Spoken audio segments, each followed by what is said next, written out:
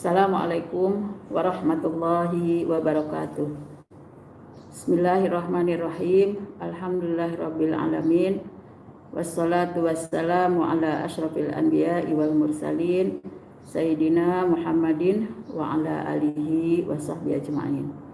Rabbi syrah li sadri wa yassir li amri wahlul 'uqdatam min lisani yafqahu qawli. Ibu-ibu yang dimuliakan Allah, alhamdulillah sampai hari ini kita tidak pernah berhenti mendapatkan nikmat dan karunia dari Allah Subhanahu wa taala.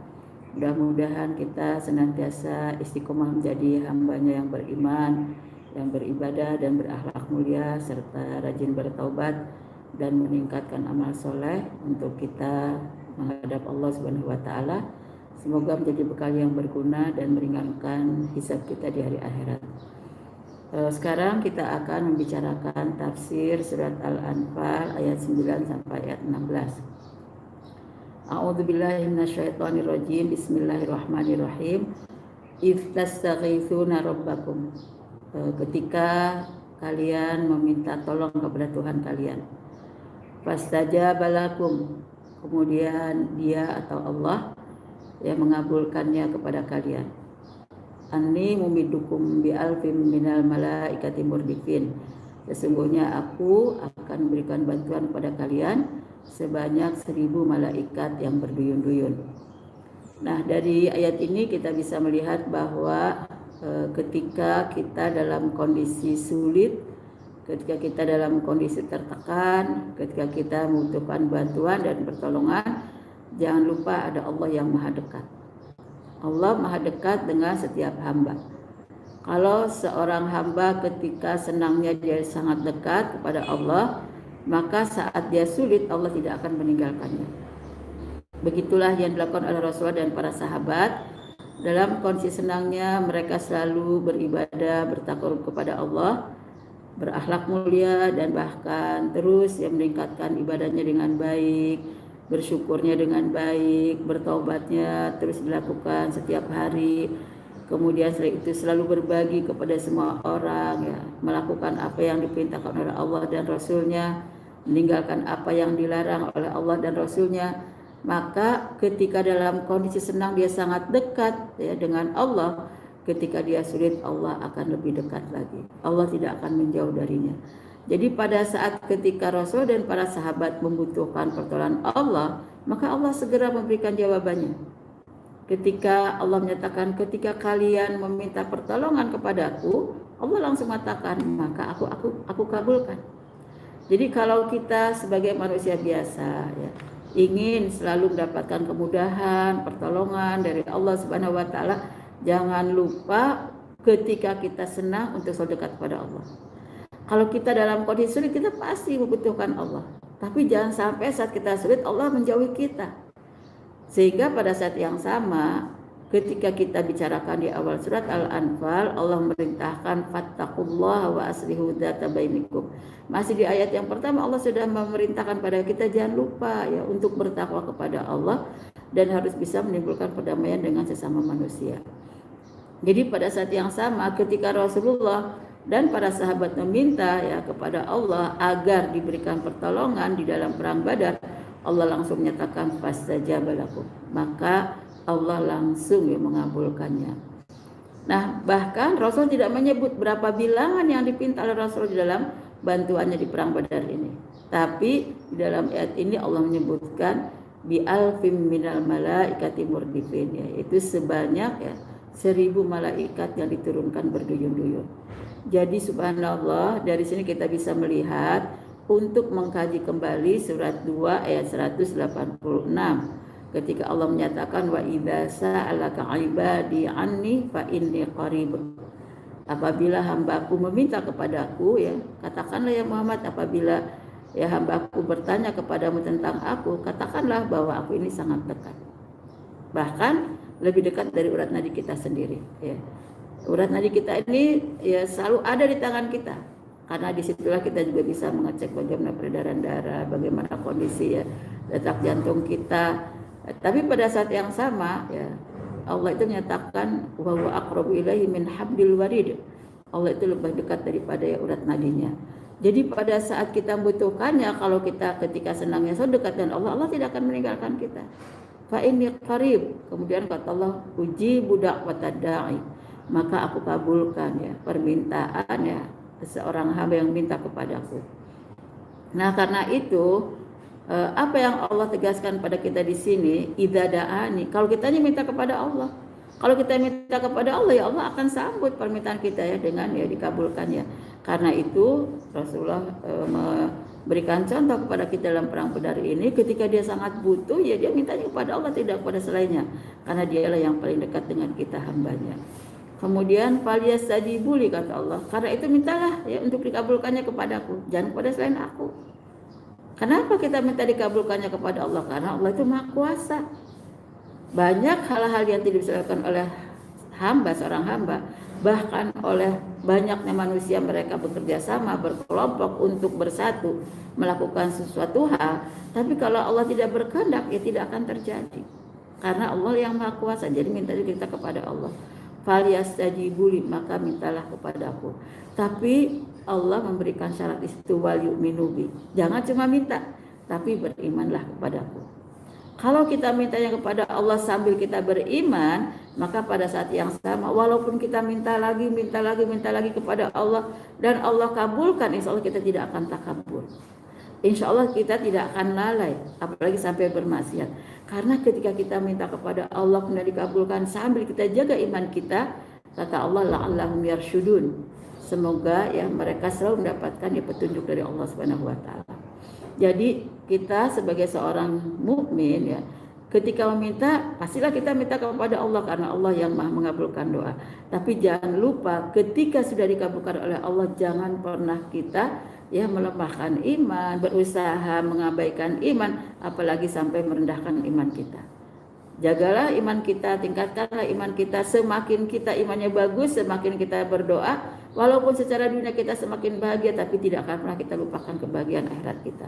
Karena Allah selalu akan berikan hidayahnya agar kita tidak akan pernah menyimpang dari ajarannya.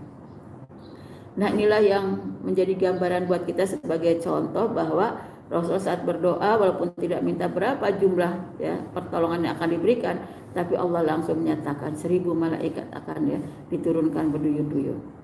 Jadi sudah kita bahas pada pelajaran yang lalu bahwa begitu banyak malaikat diturunkan ya, ada yang bersorban ya, ada yang tidak kelihatan wujudnya, cuma terlihat ada kudanya saja berlari ya. Pada saat yang sama setiap kuda itu berlari melewati musuh, tiba-tiba musuh itu sudah dipenggal lehernya. Ini siapa yang membantu Allah Subhanahu wa taala. Kemudian selain itu, kalau kita berdoa, memang kita akan menyebutkan apa yang kita minta. Tapi kalau kita doanya tulus, doanya dengan kebaikan, keyakinan kita terhadap kebesaran Allah, yakin terhadap Allah yang Maha Kasih, Maha Penyayang, yang Allah yang Maha Baik, Allah mengabulkan doa, maka pada saat yang sama ketika kita sertai dengan iman dalam doa tersebut, Allah akan berikannya tidak terhingga. Allah berikannya tidak terhingga, bahkan tidak bisa diduga oleh kita dari mana datangnya, semua atas izin Allah Subhanahu wa taala, karena Allah itu Maha Kuasa. Dengan Maha Kuasanya, maka Allah ya tidak akan mustahil untuk bisa melakukan apapun yang Dia mau. Bagi Allah mudah, tinggal kun fayakun. Apapun yang Dia inginkan untuk menolong seorang hamba ini, tinggal kun fayakun. Jadi ketika misalnya Fir'aun dengan bala tentaranya sudah merasakan yakin akan bisa mengalahkan Musa, tapi waktu itu Nabi Musa justru yakin sekali akan ada bantuan dari Allah. Ternyata ketika dia minta bantuan kepada Allah, Allah hanya menyatakan, ya ambillah tongkatmu, pukullah ke pasir, ke pantai, setelah itu langsung lautan berubah jadi daratan. Bagi Allah tidak ada yang mustahil. Nabi Musa ketika masih bayi dihanyutkan ke dalam sungai Nil yang sangat besar, hanya di dalam sarana keranjang yang sederhana, tapi pada saat yang sama justru diselamatkannya ada di tengah istana yang sebetulnya justru dikhawatirkan akan dibunuh oleh Fir'aun, malah justru dirawat oleh istrinya Fir'aun. Bagi Allah nggak ada yang mustahil. Jadi pada saat yang sama, selama kita berdoanya dengan yakin, dengan iman, ya, dengan husnuzon kita kepada Allah bahwa Allah Maha Pengasih, Maha Penyayang, Allah berkuasa atas segala sesuatu, maka dalam surat 40 ayat 68 Allah menyatakan fa idza qada amran fa innama yaqulu lahu kun fayakun. Apabila Allah sudah memutuskan sesuatu, menetapkan sesuatu, maka ya tinggal mengatakan kun fayakun saja. Cukuplah ya mengatakan ya kun fayakun, jadilah maka terjadilah. Nah, inilah yang kita ya pahami dari surat Al-Anfal ayat 9. Kemudian surat Al-Anfal ayat 10, wa ma ja'alahu Allah illa busyra. Dan tiadalah Allah jadikan itu semua kecuali untuk menjadi kabar gembira. Ternyata ini menjadi kabar gembira pertama bagi Rasulullah, bukan hanya satu-satunya kabar gembira yang diberikan oleh Allah ini. Ternyata banyak sekali kabar gembira yang akan disebutkan ya di ayat 11-nya. Bahwa itulah kabar gembira diberikan oleh Allah ya, untuk apa? Ada gunanya ya. Ada dua guna, ada dua manfaat yang bisa diambil oleh Rasulullah dan para sahabat ketika mendapatkan kabar gembira bahwa akan diturunkan 1000 malaikat yang datang berduyun-duyun. Apa ya yang membuat manfaatnya bagi Rasul dan para sahabat? Pertama, kata Allah, walitatma'inna bihi qulubukum, agar ya hati kalian semua merasakan tenang. Ini kita tahu ya, para sahabat bersama Rasulullah kalau dibandingkan dengan kekuatan musuhnya itu sangat jauh sekali. Rasulullah pasukannya di sepertiganya, kendaraannya hanya sedikit sekali dibandingkan dengan yang mereka punya. Hewan yang Rasulullah bawa hanya 70, yang dibawa oleh mereka sampai 700. Senjatanya sangat sedikit sekali. Dan mereka pun ya pada saat yang sama bukan dari para sahabat dan Rasulullah, bukan orang yang sudah punya pengalaman, punya keahlian ya dalam berperang, karena ini perang pertama kali. Tapi Allah menyatakan jangan takut ya. Kabar gembira ini pertama akan bisa menenangkan jiwanya, sehingga tidak akan ada rasa gusar yang menghadapi musuh yang punya kekuatan besar, tidak akan gentar untuk menghadapi musuh yang memiliki jumlah yang lebih besar, karena hatinya sudah dibuat tenang oleh Allah. Yang kedua, man nasru illa min indillah ya. Yang kedua ya sebagai kabar gembiranya bahwa mereka harus yakin tidak ada kemenangan kecuali kemenangan dari si Allah Subhanahu wa taala. Jadi Allah menyatakan wa man nasru, tidak ada kemenangan. Kenapa tidak ada kemenangan? Illa min indillah, kecuali kemenangan itu datangnya dari Allah. Karena Allah Maha Kuat dan Allah ya Maha Kuasa menentukan segala sesuatu. Kepada siapa nih pertolongan dan bantuan diberikan? Terserah Allah. Ya Allah Maha Kuasa dan Maha berkehendak sesuai dengan keinginannya, tidak bisa dikalahkan oleh keinginan manusia. Jadi kemenangan itu akan datang. Nah, karena itu Allah menyatakan innallaha azizun hakim. Ketika Allah menyatakan akan ada 1000 malaikat yang diturunkan berduyun-duyun, ada kabar gembira yang bisa membuat hati itu tenang. Lebih dari itu, yakin bahwa kemenangan itu akan datang dari Allah. Allah menegaskan jangan takut sama sekali, jangan khawatir sama sekali. Karena Allah itu punya dua sifat yang disebutkan dalam ayat ini, yaitu aziz, maha perkasa. Keperkasaannya, harismanya, kehebatannya tidak akan bisa dikalahkan oleh makhluknya, sekalipun makhluknya ya bekerja sama ya begitu besar jumlahnya. Karena Allah itu aziz, maha perkasa. Seorang mukmin harus semakin yakin dengan pertolongan Allah karena Allah maha perkasa. Yang kedua, hakim. Walaupun maha perkasa, Allah itu maha bijak. Kepada siapa dia menolongnya? Ya kepada orang-orang yang baik, kepada orang-orang yang taat, ya kepada orang-orang yang loyal, kepada orang-orang yang setia kepada Allah dan kepada agamanya. Jadi azizun hakim, tidak akan pernah salah ya pertolongan itu datang kepada siapa. Dia kepada orang-orang yang beriman yang taat kepadanya. Kemudian ayat yang berikutnya ayat 11 ya. Sebelum itu kita juga perlu membicarakan tentang, dari sini kita bisa memahami banyak buah yang manis yang dihasilkan oleh orang yang taat pada Allah dan Rasulnya. Apa saja ya? Kalau kita baca kembali dari ayat-ayat sebelumnya, yaitu yang pertama, Allah akan mendapatkan ya, Allah akan berikan banyak pertolongan kepada hambanya. Bagi kita yang selalu taat pada Allah dan Rasulnya, banyak sekali pertolongan yang tidak terhingga. Apapun yang kita butuhkan, kapanpun kita butuhkan, dalam kondisi apapun ya, dunia ini Allah akan menolong ya, hambanya yang taat padanya. Yang kedua, akan banyak keberkahan.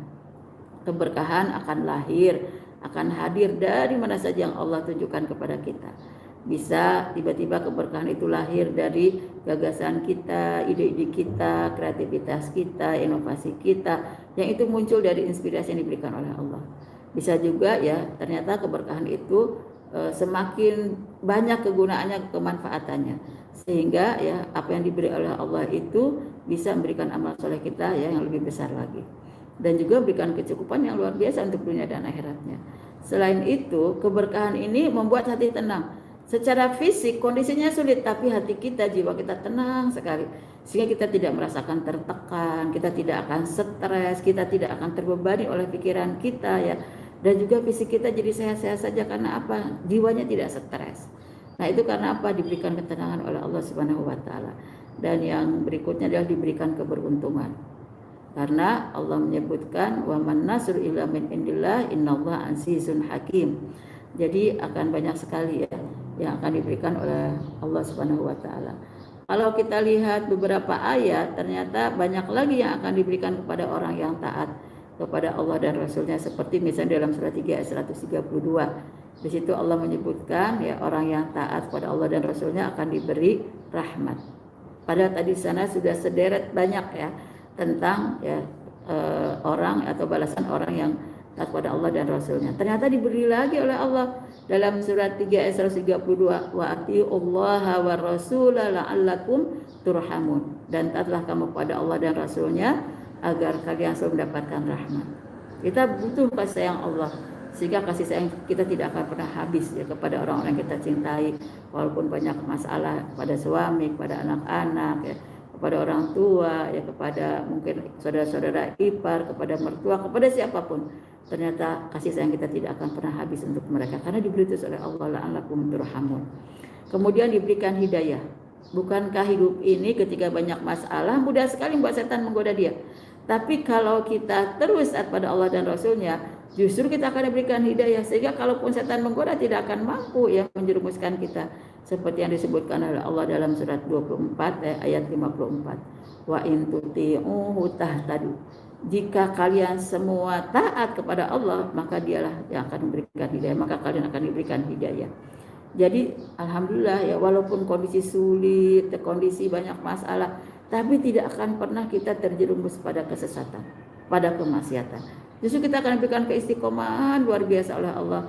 Semakin dekat pada Allah, justru semakin dekat, semakin berkah hidupnya, semakin banyak pertolongannya. Karena kita dalam kondisi sulitnya justru ya tidak meninggalkan Allah Subhanahu wa taala, sehingga hidayah terus akan mengalir kepada kita.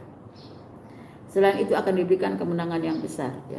Kalau orang yang munafik ketika diajak perang dalam perang Badar oleh Rasulullah, ternyata mereka ketakutan, takut nanti mati menghadapi musuh-musuhnya, kemudian takut nanti ya mereka tidak bisa kembali kepada keluarganya, takut nanti mereka kehilangan hartanya. Padahal untuk orang yang taat pada Allah dan Rasulnya ketika sulitnya ya akan dibantu oleh Allah sehingga menang. Dalam surat 33-71 menangnya pun dijanjikan oleh Allah kemenangan yang besar, bukan kemenangan yang kecil. Wa may yuti'illah wa rasulahu faqad faza fawzan 'azima. Barang siapa yang taat pada Allah dan Rasulnya, sungguh dia sudah mendapatkan keberuntungan yang besar. Jadi subhanallah ya, kembali ke ayat pertama di surat Al-Anfal ini, bekal yang luar biasa untuk kita, yaitu takwa dan taat pada Allah dan Rasulnya.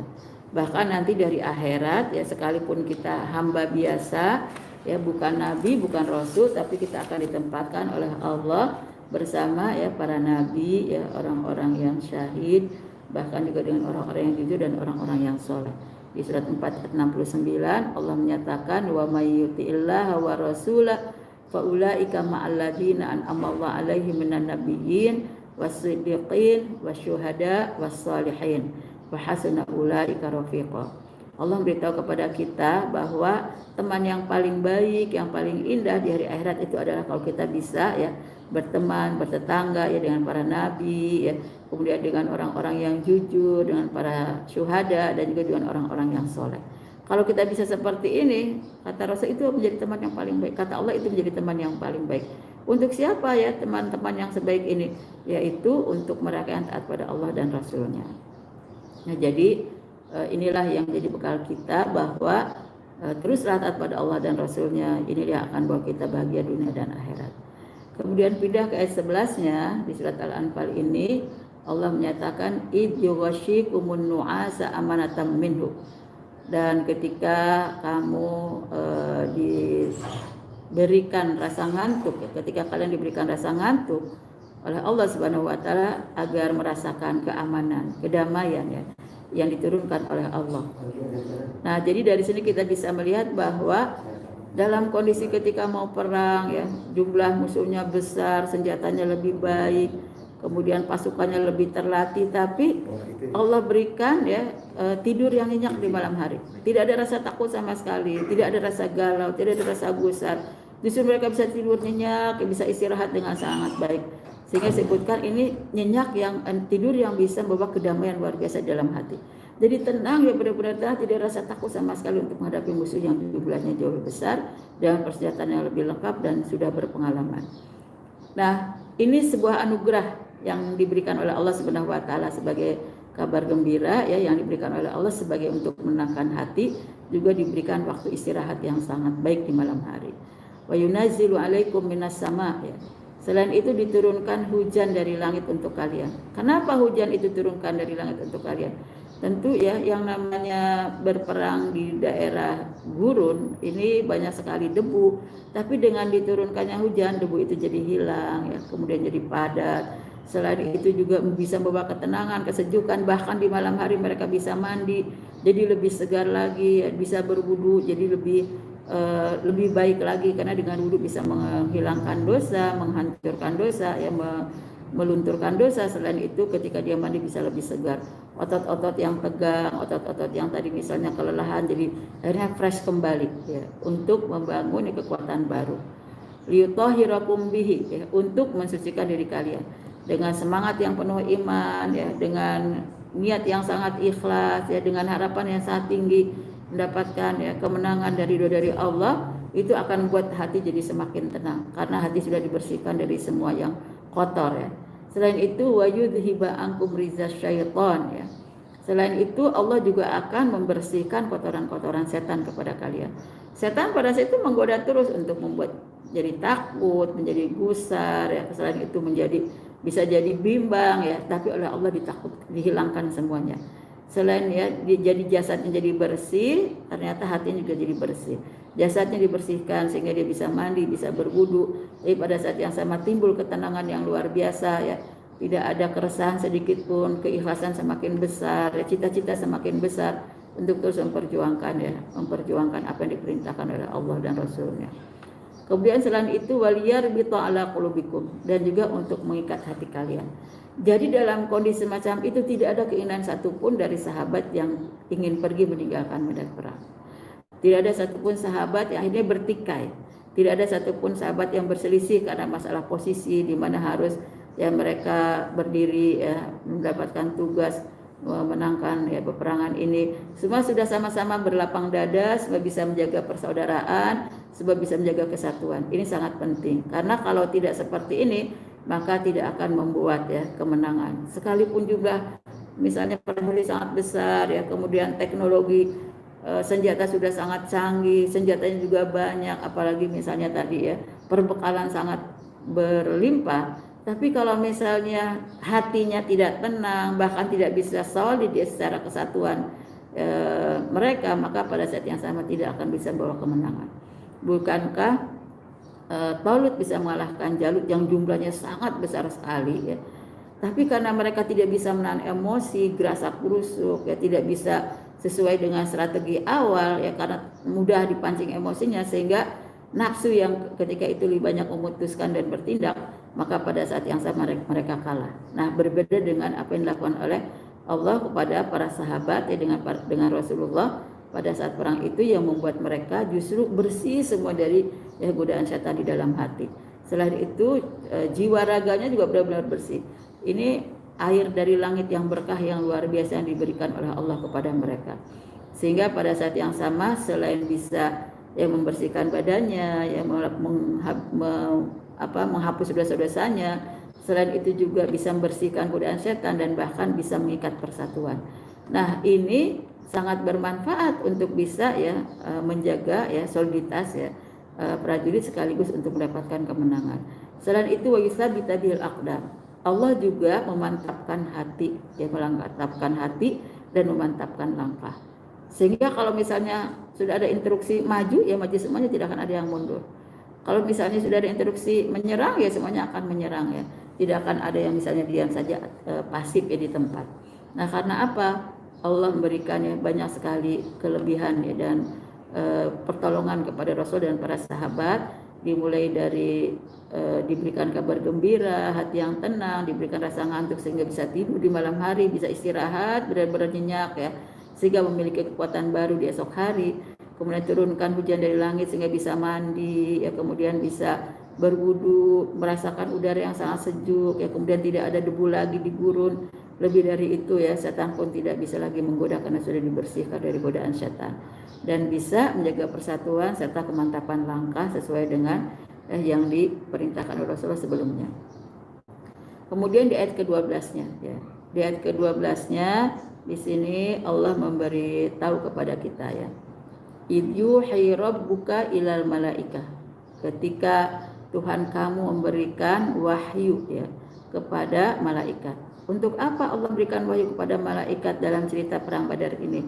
Kata Allah, anni ma'akum, sesungguhnya aku bersama kalian. Jadi malaikat menyampaikan berita ini kepada Rasulullah bahwa Allah akan terus ya bersamanya ya. Fasabbitul ladzina amanu.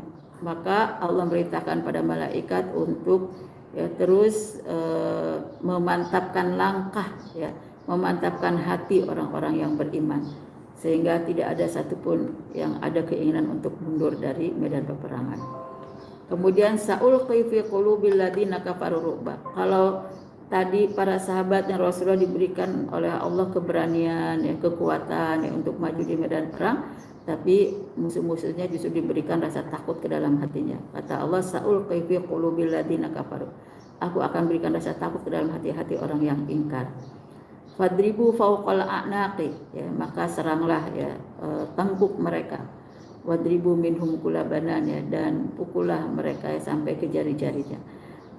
Nah, di sini Allah memerintahkan pada ayat ini bahwa ada satu kebaikan yang luar biasa yang diberikan oleh Allah melalui bantuan malaikat yang sudah ditugaskan oleh Allah kepada orang-orang yang beriman.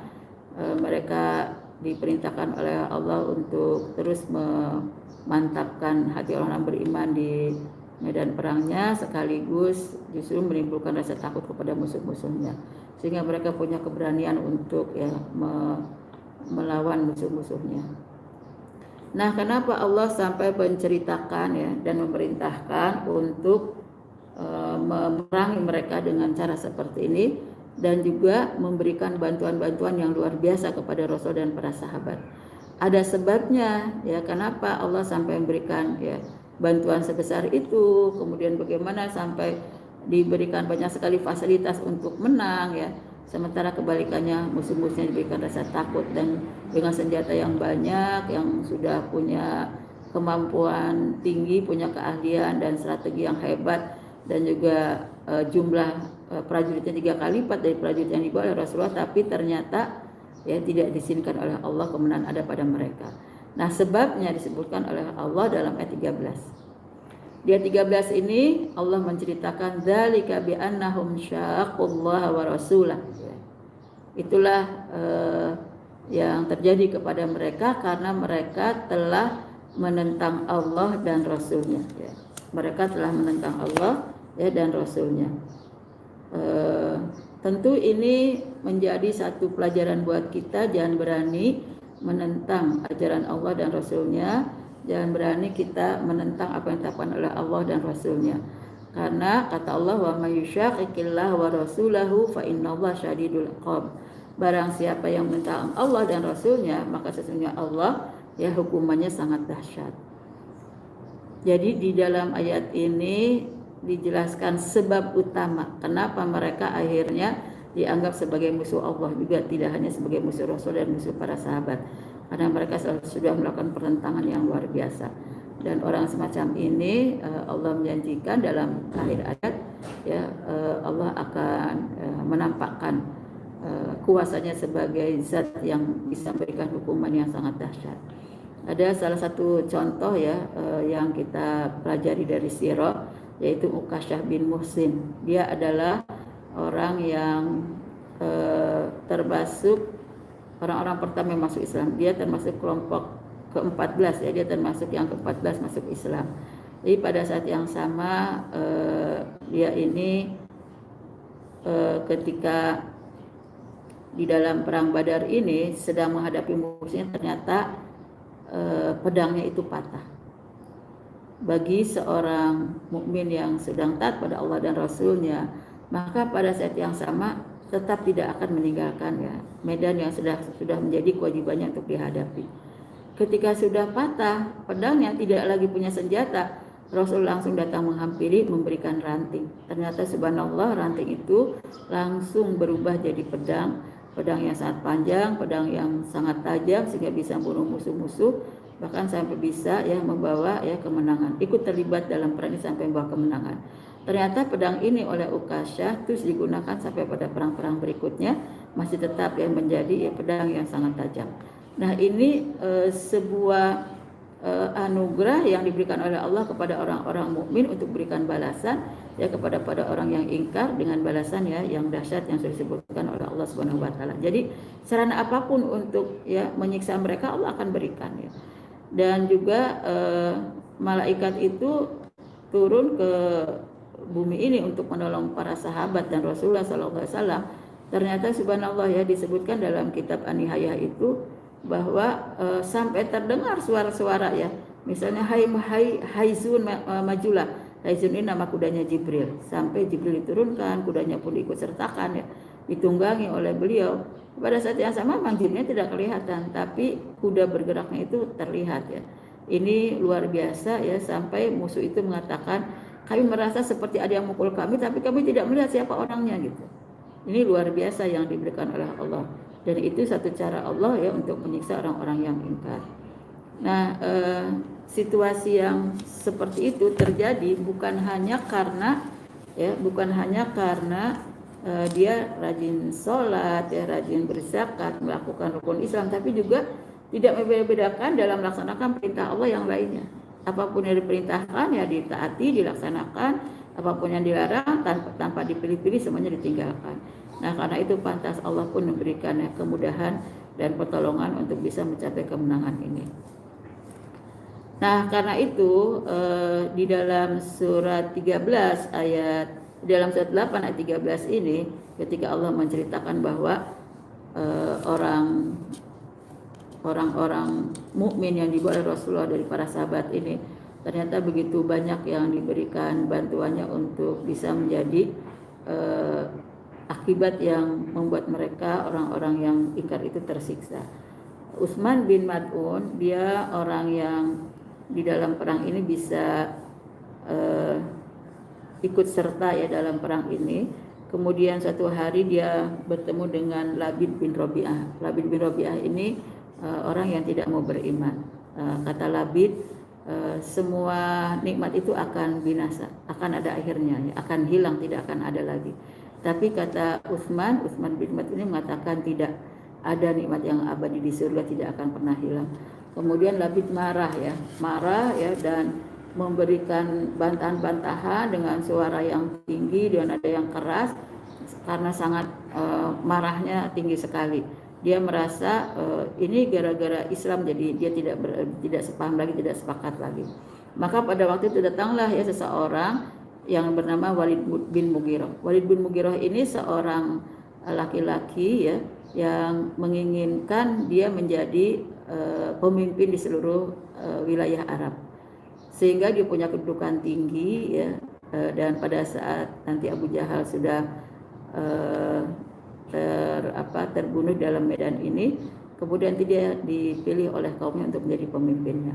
Tapi pada saat yang sama dia orang yang licik, yang sombong ya, dan juga ria ya, inginnya dipuji. Jadi kalau buat baik sama orang itu katanya hanya ingin untuk dipuji-puji ya, supaya kedudukannya bertambah tinggi.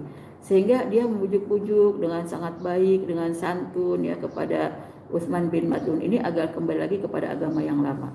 Tapi Utsman menolak. Kata Utsman, saya lebih suka untuk selalu dekat dengan yang maha perkasa, yang melebihi daripada perkasaanmu, yaitu Allah Subhanahu wa taala. Maka pada saat itu Walid sangat marah sekali dan semakin bertambahlah keinginannya untuk mengganggu dakwah Rasulullah dan menghambat dakwah Rasulullah, sering menyakiti Rasul dan para sahabat. Nah, karena itu suatu hari Allah memberikan ujian kepadanya, itu diberikan sakit kaki yang tidak sembuh-sembuh karena dia merasa malu ya, kakinya sakit, jadi pakai bajunya itu panjang sekali menutupi ya bagian yang sakitnya, sehingga jalannya bajunya terseret-seret di tanah ya.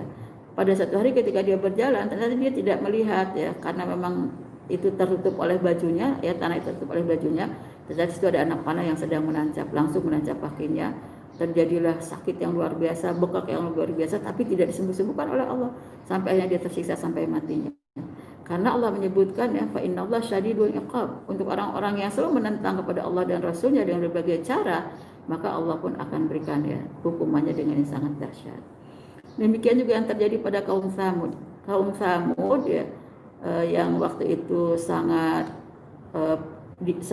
sebetulnya sangat hidup sangat mapan hidupnya, karena mereka diberikan keahlian oleh Allah, ahli berternak, gunakan untuk berfoya-foya, berjudi, berzina ya, bukan hal-hal yang tidak baik untuk dilakukan oleh manusia ya.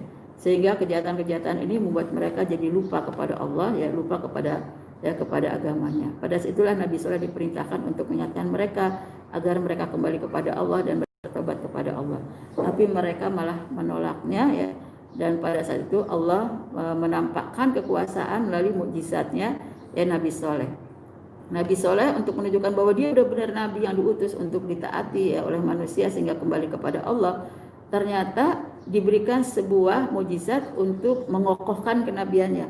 Kata Allah, hai Soleh ya, pukullah tanganmu ke dalam ke batu yang sangat besar. Ternyata batu yang sangat besar ini tiba-tiba berubah jadi onta yang sangat besar sekali.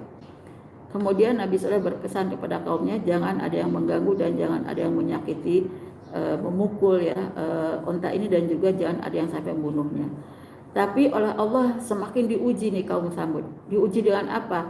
Ternyata onta ini minum airnya sangat banyak. Jadi terkadang onta-onta yang lain tidak kebagian airnya. Sehingga pada saat yang sama ini menambah kerasnya hati ya orang-orang dari kaum Samud.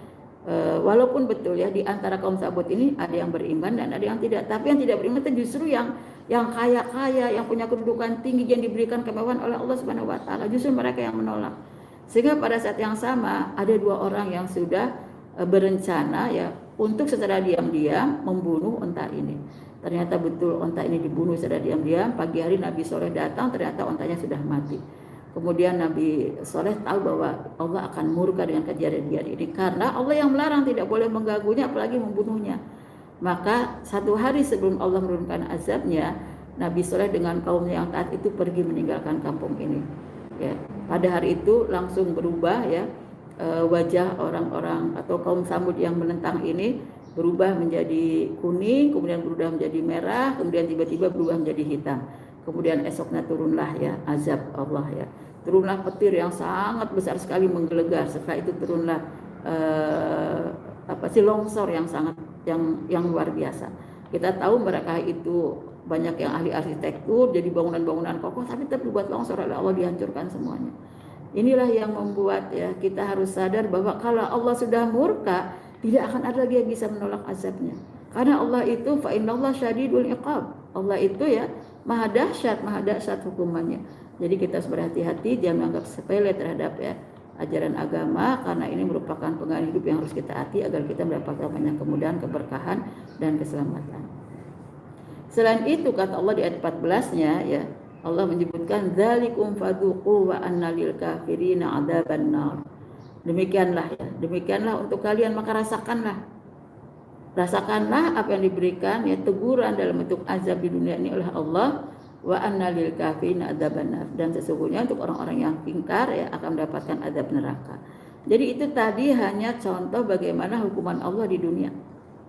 Nah di neraka tentu akan lebih dahsyat lagi, na'udzubillah. Semoga Allah selalu melindungi kita semuanya ya untuk tetap berada di jalan yang menuju ke surga.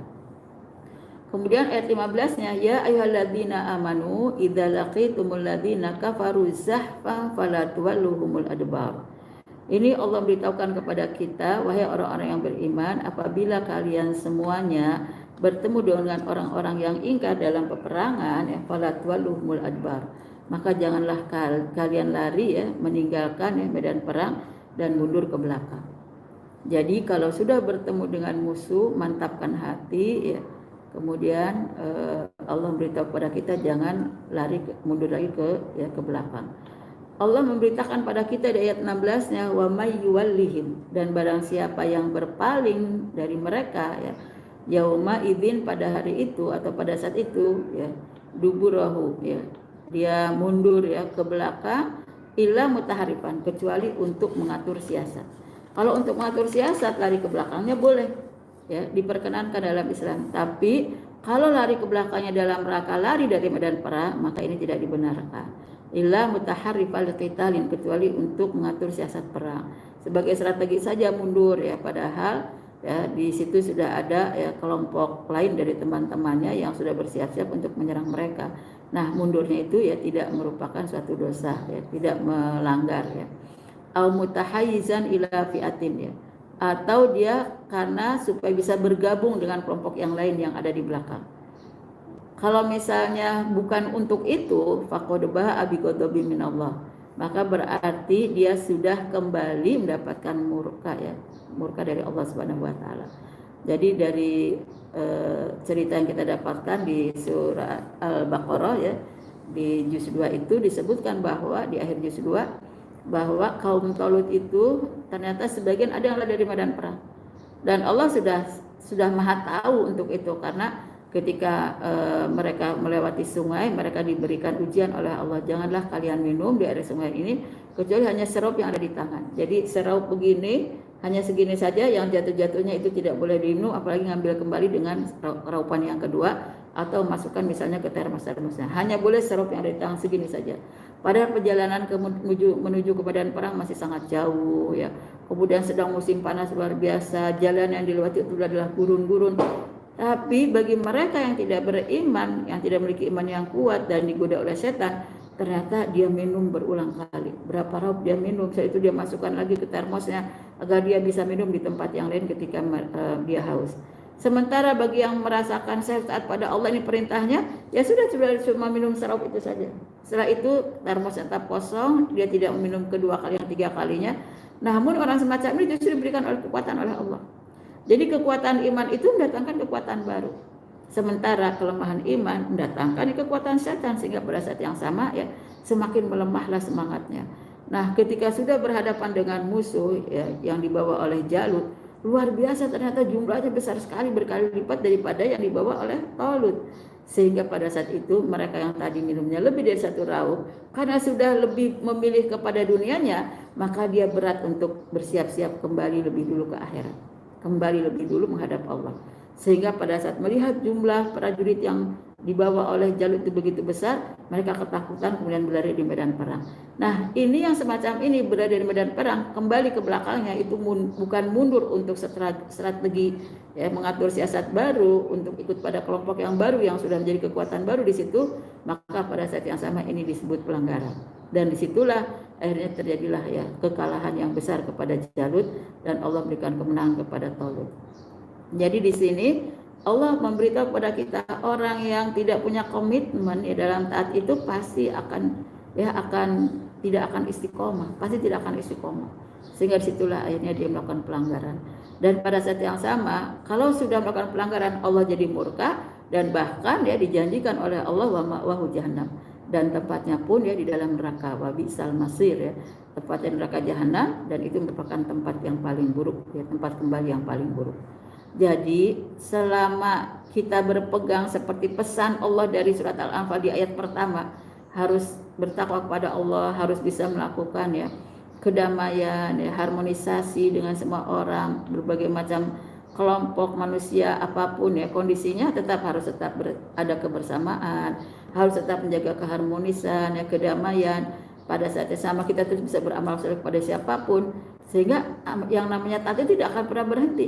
Kepada Allah selalu bagus ketaatannya, tapi juga untuk menjaga ketaatan dalam hablum minanas juga selalu bagus. Karena apa? Kedamaian dibawa kemana-mana. Sementara prinsipnya harus bertakwa dan taat pada Allah dan Rasulnya. Sehingga pada saat yang sama ini yang diinginkan oleh Islam ya. Karena Islam itu artinya adalah perdamaian.